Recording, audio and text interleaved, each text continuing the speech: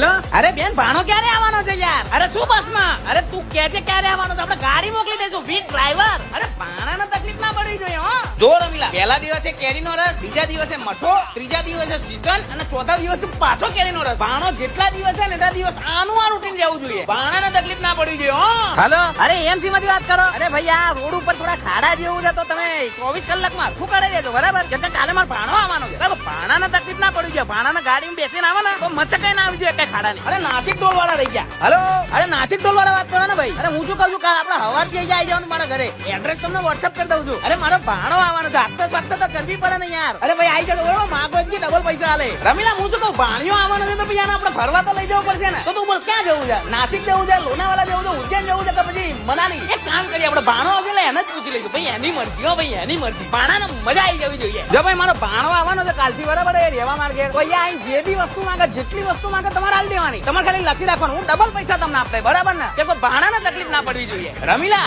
આ લે પૈસા. જો ભાણો માંગે ને તમને ફોન નહીં કરવાનો. સારું ના લાગે શું ફોન કરીએ તો આપણે માંગે એટલે સીધા આપી જ દેવાના. જેટલા માંગે એટલે આપી દેવાના. આ પતિ જાય તો મને કહેજે, બરાબર? બાકી ભાણાને તકલીફ ના પડવી જોઈએ. નાસ્તા આવી ગયા બધા, કોલ્ડ ડ્રિંક અને હા જો ફ્રીઝર છે ને આખું આઈસ્ક્રીમ થી પણ નાખજે, અલગ અલગ વેરાયટી ની. હો ભાણાને આઈસ્ક્રીમ બહુ ભાવે યાર. બેન હોવી એ ભાગ્ય છે અને ભાણા હોવા એ તો અહો ભાગ્ય છે. તો તને વેકેશન ના ટાઈમમાં તો ભાણાની સેવા કરી જ લેવી જોઈએ. મારી તો દેશની જનતાને એટલી જ અપીલ છે. બાકી તમારી મરજી. જય હિન્દ, વંદે માતરમ.